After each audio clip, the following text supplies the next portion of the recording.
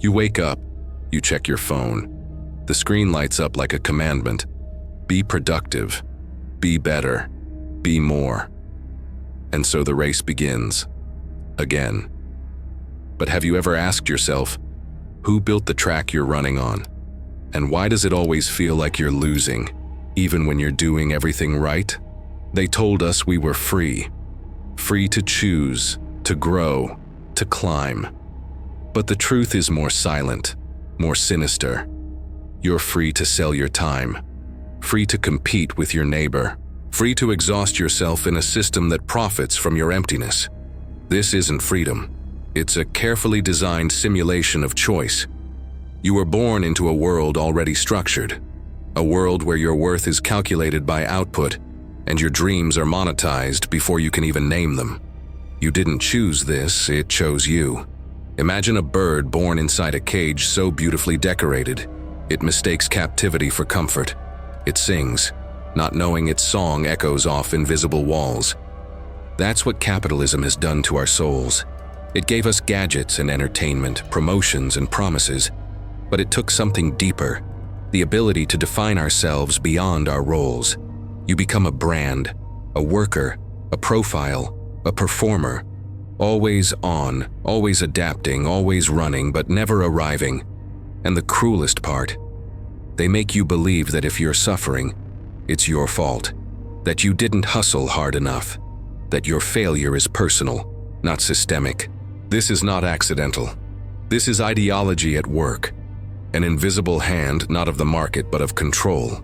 It whispers, you are free. But what it means is, you are free to be exploited in any way you can endure. Marx called it false consciousness. When the workers adopt the worldview of the elite, when we defend the very system that breaks us because we can't imagine anything else, you scroll past suffering, you joke about burnout, you buy things to feel alive. And deep down, something aches. A quiet truth buried under deadlines and dopamine hits. This isn't living. This is surviving in a game designed by others, where the rules are rigged and the winners are always those who own the board. Visual metaphor. Picture a man running on a treadmill suspended over a pit of fire. Every step he takes keeps the flames at bay, but the speed increases. The sweat pours. And still, he's told, just keep running. Success is just ahead. But what if there is no finish line? What if the treadmill was never meant to help you rise but only to keep you from standing still long enough to question it? They don't take your life all at once. They steal it minute by minute, hour by hour, disguised as work. You wake up with just enough energy to clock in, and by the time you get home, you're too tired to feel anything at all. This is the real robbery. Not of your money, but of your time, your spirit, your capacity to imagine something else. Karl Marx called this alienation. The moment when your labor no longer belongs to you, you give your energy to tasks that mean nothing. You produce value for someone else's dream. And what do you get in return? A paycheck that barely pays the rent, a pat on the back and a wellness webinar, a lunch break that tastes like compromise. And still, they tell you, be grateful you have a job. But what kind of gratitude is this, when your labor becomes a prison and your soul is collateral for survival? This isn't just economics, it's spiritual violence. In a just world, work would be an extension of purpose. But under capitalism, work becomes a slow erosion. You trade your curiosity for compliance, your creativity for routine, your passion for performance metrics. You're not a human being anymore. You're a productivity unit, a number on a spreadsheet, a replaceable part in a machine that never stops spinning. And the worst part? They convince you it's normal. They sell you coffee to stay awake, apps to manage your anxiety, vacations to pretend you're free. But you're not free, you're tired. And exhaustion is not a personal failure. It's a political tool. Because when you're tired, you don't rebel. When you're numb, you don't ask questions. When your identity is fused with your job, you don't dare to imagine a life outside it. And so the system keeps running, fueled by the quiet desperation of millions. Visual metaphor. A factory powered not by electricity, but by the hearts of the workers, beating, breaking, but still beating. Each pulse converted into profit, each breath sold before it's lived. And if you stop for a moment, if you dare to pause, you might hear the question echo in your chest. Whose life am I really living? Imagine this. You spend your day building a house, brick by brick, with your bare hands. And when the work is done, they give you just enough to rent a closet in someone else's basement. That's not misfortune. That's design. This is exploitation, hidden in plain sight. You're not just working, you're creating value. Value you'll never fully see. Because the surplus, the difference between what you're paid and what your labor is truly worth, is quietly pocketed by someone who didn't lift a finger. That difference is called profit, and in capitalism, profit is sacred. But have you ever asked, profit for whom? At what cost? Karl Marx called it surplus value, the core of capitalist accumulation. It's the unacknowledged theft built into every paycheck, every 9 to 5, every gig, every grind. They sell you the dream of getting ahead, but the ladder you're climbing is leaning against their house. And even when you reach higher, you're still standing on the backs of those below. That's the paradox. You work harder, but feel poorer. You produce more, but own less. You give more of yourself and yet feel increasingly hollow. And that's no accident, because this system doesn't reward contribution. It rewards ownership. Those who own the means of production, the factories, the platforms, the distribution, they own the future. While you lease your present 1 hour at a time, you might think, but I get paid. Yes, but are you paid enough to buy back your own time? Your presence at your child's recital? Your mental peace, your sense of self? What is the price of a moment that belongs only to you? They don't want you to ask that. They want you busy, grateful, afraid. Because fear keeps you obedient, debt keeps you running, and the myth of making it keeps you hopeful enough not to revolt. Visual metaphor: a worker feeding their memories into a furnace as the factory spits out golden coins. Each memory a moment they'll never reclaim. But the machine keeps humming and the coins keep falling into someone else's hands. You are not failing. You are being drained. And when a system extracts more than it gives, it is not a society. It is a slaughterhouse. They told you, work hard, stay focused, and one day you'll make it. But what is making it in a system that was never built for you? A slightly bigger cage? A nicer brand of chains? The truth is brutal. The system doesn't fail some people. It succeeds in breaking them. Because it was never designed for the many to rise. It was built so the few could stay above, always. This is the myth of meritocracy, the beautiful lie. It says that effort equals reward, that success is purely personal, that the poor are lazy and the rich are deserving. But let's be honest. Do you really believe that billionaires worked 1 billion times harder than you? Or did they inherit systems, connections, land, capital, while you inherited debt, burnout, and a belief that you're the problem?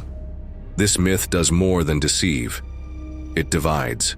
It turns workers against each other, makes them blame the immigrant, the unemployed, the unionized, the lazy, but not the boss, never the system.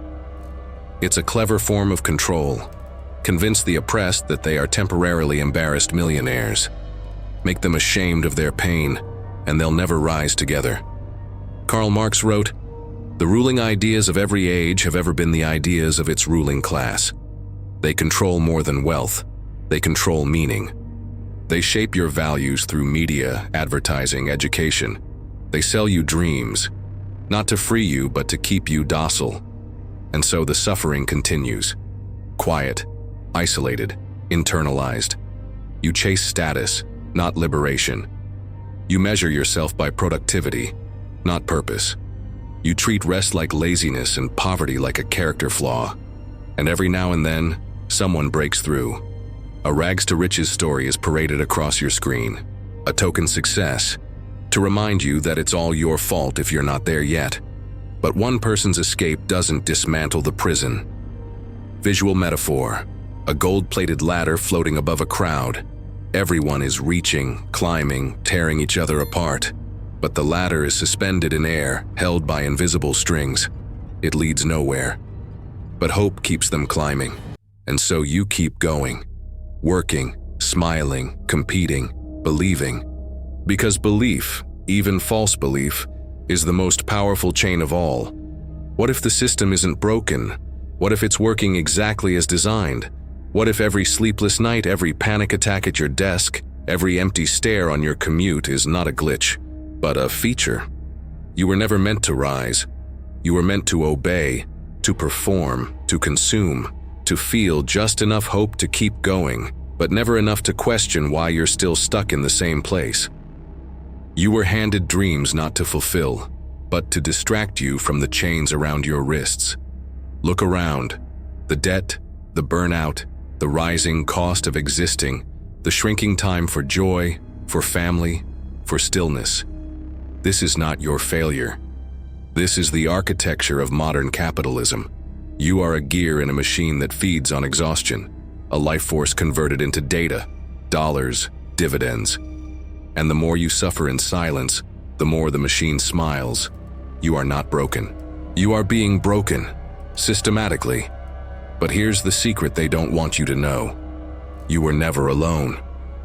Your suffering is not isolated. It is collective, and so is your power. Karl Marx once said, "The philosophers have only interpreted the world in various ways. The point, however, is to change it. Change does not begin with policy. It begins with awareness.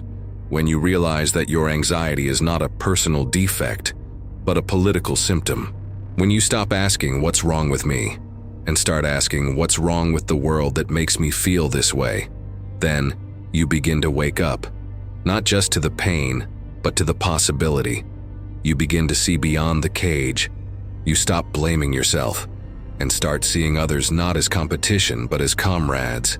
Because once we understand the system was built to break us, we can begin to imagine something different, something human, something free. Have you ever felt it? That quiet ache behind your ambition? That sense that no matter how hard you try, something isn't right? That's not weakness, that's wisdom. The beginning of awareness. So ask yourself now, what if the ladder you're climbing leads nowhere? What if your exhaustion is not a flaw, but a reaction to something inhumane? What if the system was never meant to save you, but to use you? You are not alone in this. And once you start seeing through the illusion, you can't go back. Not to the fake smiles, not to the guilt, not to the myth. The world will tell you to keep pushing, to keep smiling, to keep performing. But maybe the most radical thing you can do is stop. Stop blaming yourself. Stop competing with your brothers and sisters. Stop believing that your value comes from your output. And start seeing the truth.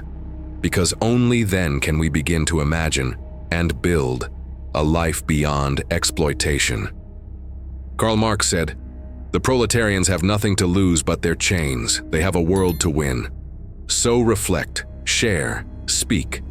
This isn't just a video. It's a mirror, held up to a system that thrives in silence. Let's make it echo.